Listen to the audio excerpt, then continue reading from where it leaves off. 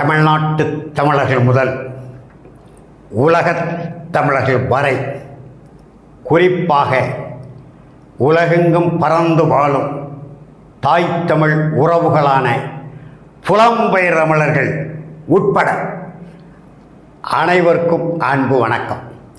அன்பிற்குரிய தமிழர்களே, இன்றைக்கு தமிழக அரசியலில் குறிப்பாக தமிழ் தேசிய களப் போராளிகள் நடுவே, தமிழ் ஈழ ஆதரவாளர்கள் நடுவே, உலகெங்கும் பறந்து வாழும் தாய் தமிழ் உறவுகள் நடுவே பரபரப்பாக பேசப்படுகிற ஒரு செய்தி, ஒரு 6 சட்டமன்ற தொகுதிகளிலே அனைத்து இந்திய அண்ணா திராவிட முன்னேற்ற கழக மக்களால் தேர்ந்தெடுக்கப்பட்ட சட்டமன்ற உறுப்பினர்கள் பதவி விலகியதின் காரணமாக, ஏனென்று சொன்னால் அவர்களுடைய எண்ணம், அனைத்து இந்திய அண்ணா திராவிட முன்னேற்ற கழகத்தில் இருப்பவர்கள் பல பேருடைய எண்ணம், இனி அண்ணா திராவிட முன்னேற்ற கழகம் தேராது, ஆட்சி அதிகாரத்திற்கு வர முடியாது,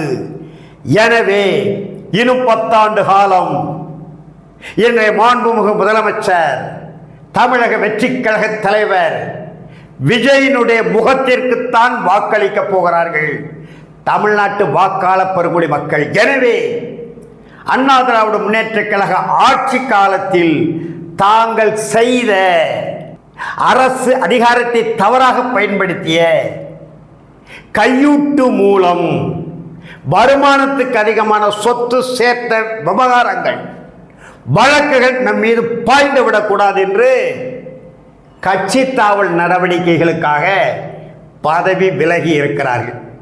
அதிலே ஒன்று எங்களுடைய திருநெல்வேலி மாவட்ட அம்பாசமுத்திரம் தொகுதி எஸ்எக்கி சுப்பையா என்கின்ற அதிமுக காரர். அவர் எப்படிப்பட்டவர், அவருடைய தனிப்பட்ட வாழ்வியல் முறை, அங்கே அரசியல் நடத்துகிற வழி, அவர் எதை நம்பி அங்கே அரசியல் செய்கிறார், சட்டமன்ற உறுப்பினராக வெற்றி பெற்றார் என்பதெல்லாம் நம்முடைய அன்பிற்குரிய தம்பி நாம் தமிழர் கட்சியினுடைய அந்த தொகுதியினுடைய கடந்த தேர்தல் வேட்பாளர் நத்தம் விஸ்வநாதன் புட்டு வைத்து விட்டார். அது ஒரு பக்கம் இருக்கட்டும், அவரும் தன்னை காப்பாற்றிக் கொள்ள எப்படியாவது அமைச்சரவையில், திருநெல்வேலி மாவட்டத்திலே அமைச்சரவையில் இடம்பெற்றவர்கள் யாரும் இல்லை, தனக்கு அந்த வாய்ப்பு கிடைத்து விடாதா என்கின்ற எதிர்பார்ப்பிலே தமிழக வெற்றி கழகத்துக்கு தாவுகிறார்.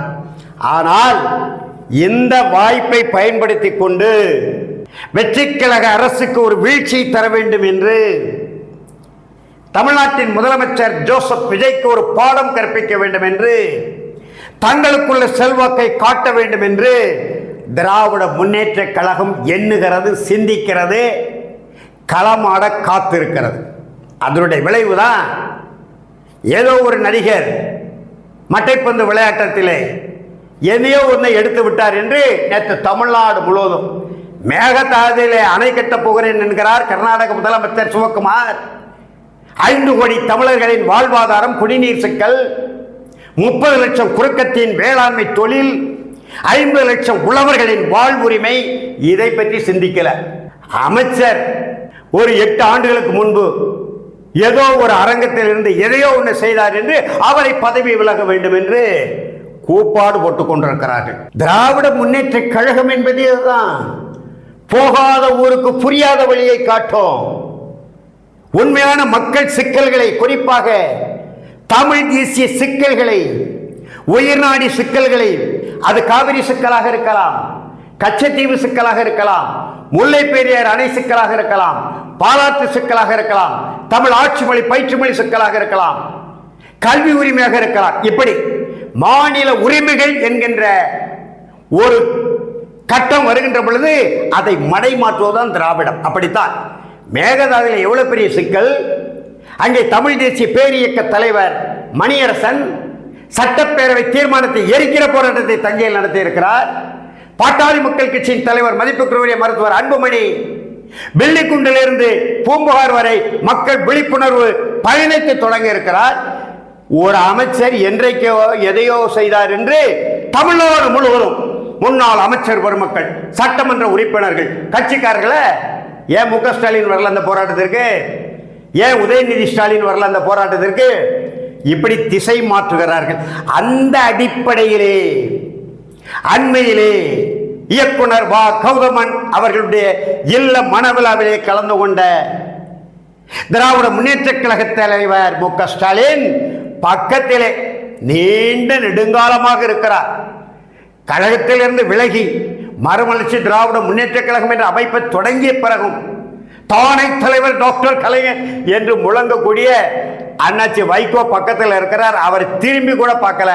ஆனால் 16 ஆண்டு காலமாக திராவிடத்தை தோல் வைத்த, புட்டு புட்டு வைத்த, பிச்சு பிச்சு நொறுக்கிய திராவிடம் தான் இனப்படுகொலைக்கு காரணமான காங்கிரஸ் கட்சிக்கு துணை போன திராவிடம். திராவிடத்தை வீழ்த்துவதே என்னுடைய இலக்கு. எந்த கட்சியோடு கூட்டணி சேருவது? நான் ஊழலை எதிர்க்க வந்திருக்கிறேன், மறுக்க வந்திருக்கிறேன், ஒழிக்க வந்திருக்கிறேன். திமுகவோடு சேர முடியுமா? அனைத்து இந்திய அண்ணா திராவிட முன்னேற்ற கழகத்தோடு சேர முடியுமா? பச்சை தமிழன் தான் எடப்பாடி பழனிசாமி, அதில் ஒன்றும் மாறுபட்ட கருத்தில் சேர முடியுமா? நான் மக்களோடு தான் கூட்டணி என்று 2016, 2019, 2021, 2024 2 சட்டப்பேரவை தேர்தல், 2 நாடாளுமன்ற தேர்தல், இடையிலே உள்ளாட்சி மன்ற தேர்தல் எல்லாம் தனித்து நின்றுவிட்டு இன்றைக்கு அம்பாசமுத்திரத்திலே திராவிட முன்னேற்ற கழகத்தின் ஆதரவோடு, தேவையான அண்ணா திராவிட முன்னேற்ற கழக ஆதரவோடும் நான் களமாட வருகிறேன் என்று அவர் சொன்னதாக நாம் தமிழர் இயக்கத்தின் தந்தை தமிழர் தந்தை சீப ஆதித்தனாரின் தினத்தந்தி நாளிதழ் செய்தி. அப்புறம் நம்முடைய சாட்டை துறைமுருகன் புதிய தலைமுறையில் அவர் நேர்காணல் கொடுக்கிறார். புதிய தலைமுறை நீங்கள் தான் அப்படி சொல்லிவிட்டீர்கள். சீமான் சொன்னதான் தினத்தந்தில செய்தி. அப்படி ஒரு ஆசை அவருக்கு வந்து விட்டது. திராவிடம் அதற்கு கை கொடுக்க போகிறது, பொது வேட்பாளர். அப்படியா? இதுவரைக்கும் நீங்கள் திராவிடத்தை பற்றி பேசிய பேச்சு என்ன? மக்களோடு செய்து கொண்ட கூட்டணி என்னானது? தமிழ்நாட்டின் உரிமைகள் என்னானது? ஈழத்தமிழருடைய வாழ்வுரிமை என்னானது? தமிழீழ விடுதலை என்னானது? தேசிய தலைவர் பிரபாகரனின் பிள்ளை, தேசிய தலைவர் கொள்கை வழிதான் நடக்கிறேன் என்றார் அவர். திமுக கூட தேசிய தலைவருடைய கொள்கை தமிழ்நாட்டிலே, தமிழ்நாட்டு அரசியலை தலையிடா கொள்கை, அது கூட தெரியாது சீமானுக்கு. எந்த அரசியல் கட்சி தொடர்பாகவும் அவர்கள் ஆதரவாக இருந்தாலும் எதிராக இருந்தாலும் அவர்கள் தொடர்பான எந்த கருத்தையும் தமிழ்நாட்டிலே அல்லது ஈழத்திலே நம்முடைய இயக்கம், தேசிய தலைவர் மேதகவி பிரபாகரன் வாய் திறந்து பேசியதில்லை. தமிழ்நாட்டு அரசியல் மட்டுமல்ல, இந்திய அரசியலில் தலையிடா கொள்கை, எனக்கு எல்லாருடைய ஆதரவும் வேணும் என்பதுதான் அவருடைய இலக்கு. அந்த தலைவரை பற்றி நீங்கள் மேடை தோறும் வாய்களை பேசிவிட்டு இன்றைக்கு திராவிட முன்னேற்ற கழகத்தின் ஆதரவோடு அம்பை சட்டமன்ற தொகுதியிலே நடைபெற இருக்கின்ற இடைத்தேர்தலிலே போட்டியிட வருகிறீர்களா சீமான்? வாருங்கள், அண்ணன் உங்களை சந்திக்கிறேன். உங்களுடைய திராவிட முகத்திரை கிழித்து எறிகிறேன். உங்களுடைய போலி முகத்திரை பிரித்து அக்குவேறு ஆணிவேராக அம்பை தொகுதி மக்களுக்கு கொடுக்கிறேன். அம்பை தொகுதியில் நீங்க என்ன வகையான போராட்டத்தை முன்னெடுத்தீர்கள்? அந்த மக்களுக்காக நீங்க குரல் கொடுத்தது உண்டா? நாசகார ஸ்டெர்லைட் போராட்டத்தில் உங்க முகம் தெரிந்தது. நாசகார ஸ்டெர்லைட் போராட்டத்துக்கு எதிரான மக்கள் புரட்சிக்கு வித்திட்டது நாம் தமிழர் கட்சி என்னுடைய தலைமையிலே என்று நான் அருணா ஜெகதீசன் ஆணையத்துக்கு விண்ணப்பித்திருக்கிறேன், எழுதியிருக்கிறேன். நீங்கள் நாம் தமிழர் கட்சிக்கும் அதற்கும் எந்த தொடர்பும் இல்லை, மக்களோடு மக்கள் நின்றோம். இப்படி ஒரு விண்ணப்பத்தை போட்டீங்க, இப்படி ஒரு சாட்சி சொன்னீங்க, உண்மைக்கு மாறாக. அதே போல மட்டைப்பந்து IPL போராட்டத்திலே தமிழக வாழ்வுரிமை கட்சியோடு இணைந்து களமாடு அறிவித்து மிகப்பெரிய மக்கள் புரட்சி போல் தமிழரை திரண்ட நேரத்திலே மறைந்த பாரதி ராஜாவை கொண்டு ஊழலில் விட்டு அந்த போராட்டத்தை சீர்குலைத்தீர்கள். உங்கள் கட்சிக்காரர்களை இடும்பாவனம், குடும்பாவனம் போன்றவர்களை கைது செய்த போது எங்கள் கட்சி மட்டுமா போராடியது? தமிழக வாழ்வுரிமை கட்சியும் போராடியது, பல்வேறு தமிழர் கட்சிகள் போராடியது. எங்கள் மீது மட்டுமே நடக்குமுறை என்று அழுதது எங்களுக்கு தெரியாதா? அம்பை வட்டத்திலே கல்லிடக்குறிச்சி பகுதியிலே பொட்டல் என்கின்ற கிராமத்திலே நடைபெற்ற கனிமவள கொள்ளைக்கு எதிராக களம் அமைத்தவன் வியனரசு. தமிழ்நாடு அரசின் கனிம வளத்துறை உதவி இயக்குனர், அந்த இயக்குநருடைய கணவரை கைது செய்ய வைத்தது. 2 கேரள, 2 அல்ல 6 கேரள கிறிஸ்தவ பங்கு தந்தையர்களை கைது செய்ய வைத்தது வியனரசு. 30க்கும் மேற்பட்டவர்கள் அந்த கனிம வள கொள்கை தொடர்புடையவர்களை அரசின் பிடிக்குள், காவல்துறை பிடிக்குள் கொண்டு வர வைத்தது வியனரசு.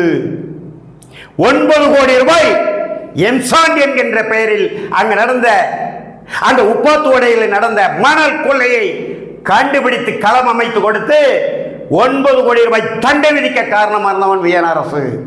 அது மட்டுமல்ல, நீண்ட காலமாக மாஞ்சோலை மக்கள், ஏறக்குறைய ஒரு 600 குடும்பங்கள் அந்த மாஞ்சோலை தோட்டத்திலிருந்து வெளியேற வேண்டும் என்று 5000 கோடி ரூபாய் தமிழ்நாடு அரசு கொடுக்க வேண்டிய அந்த மாஞ்சோலை தோட்ட நிறுவனம், பாகிஸ்தானை சேர்ந்த நிறுவனம், முகமது அலி ஜின்னா குடும்பத்தை சேர்ந்த அந்த நிறுவனம் ஏப்பம் போட்டு விட்டு ஓடிவிட்டது. நம்முடைய மக்களை தெருவிலே விட்டுவிட்டு புதிய தமிழக கட்சியின் தலைவர் மதிப்பிற்குரிய மருத்துவர் ஐயா கிருஷ்ணசாமி தொடர்ந்து போராடி கொண்டிருக்கிறார். கோடிக்கணக்காக பணத்தை செலவு செய்து கொண்டிருக்கிறார். அந்த 600 தமிழர் குடும்பங்களையும் அந்த தோட்டத்திலே, மாஞ்சோலையிலே நிலையாக குடியிருக்க வைக்க வேண்டும். 100 ஆண்டு கால உழைப்பாளிகள் அவர் என்று போராடி கொண்டிருக்கிறார். அவரோடு சென்று நான் களமாடி இருக்கிறேன். நீங்க போனீங்களா மாஞ்சோலைக்கு? செந்தமிழர் சீமான் அவர்களே, நாம் தமிழர் கட்சி தலைமை ஒருங்கிணைப்பாளர் அவர்களே, மாஞ்சோலைக்கு போனீங்களா? தடையை தகர்த்து மாஞ்சோலைக்கு போவேன், என் உறவுகளை சந்திப்பேன், நீங்கள் என்ன தடை விதிப்பது என்று தடையை மீறி போய் கைது செய்யப்பட்டிருந்தால் அப்படித்தான் நம்முடைய நாசகார ஸ்டெர்லைட் துப்பாக்கி சூட்டிலையும் இன்றைக்கு மாண்புமிகு முதலமைச்சராக 8 கோடி மக்களுக்கும் தலைவராக, சட்டப்படியான தலைவராக, ஏற்றுக்கொள்ளப்பட்ட தலைவராக, வாக்களித்த மக்களுக்கும் வாக்களிக்காத மக்களுக்கும் சேர்ந்த தலைவராக இருக்கக்கூடிய ஜோசப் விஜய் நள்ளிரவு நேரத்திலே தூத்துக்குடி மாநகரத்துக்கு வந்தார். 2 சக்கர வாகனத்திலே தன்னுடைய ரசிகர் மன்ற தலைவர் ஒருவர் ஓட்ட பின்னால் வந்து அத்தனை வீடுகளுக்கு சென்று ஆறுதல் சொன்னார், வேண்டிய உதவிகளை செய்தார். அவர் தமிழன், தமிழக வாழ்வுரிமை கட்சி தலைவர் அன்பு தம்பி வேல்முருகன் வந்தார், தடைமீறி உள்ளே போனார், கைது செய்யப்பட்டு 1 மாதம் சிறையில் அடைக்கப்பட்டார். ஆனால் நீங்கள் திருநெல்வேலியிலிருந்து தூத்துக்குடிக்கு வருவது போல ஒரு நாடகமாடி தடை எங்கே, தடை எங்கே, அதை உடை உடை வாயில மேடையில் முழங்கி விட்டு தூத்துக்குடிக்கும் திருநெல்வேலிக்கும் இடையில வசோபுரத்தில் நீங்கள் உள்ளே வந்தால் கைது செய்வோம் என்று சொன்ன உடனே பின்னங்கால் படலில் பட திருநெல்வேலி பார்த்து ஓடிய சீமான், தெற்கு மாவட்டத்திலே வந்து களமாட வரீங்க. சீமான் அவர்களே, நீங்கள் திராவிடத்தின் துணையோடு அம்பாசமுத்திரத்திலே வேட்புமனு தாக்கல் செய்யுங்கள். தமிழ் தேசிய அணிகளின் சார்பில் உங்களை எதிர்த்து உங்கள் அண்ணன் வியனரசு உங்களுக்கு எதிராக களமாடுகிறேன். வாருங்கள் சீமான், வருகை பார்ப்போம் என்று செந்தமிழர் சீமான் அவர்களுக்கும் அவரை பின்பற்றி இருக்கக்கூடிய நாம் தமிழர் தற்குறிகளுக்கும் அறைகூவல் விடுத்து விடைபெறுகிறேன். நன்றி, வணக்கம்.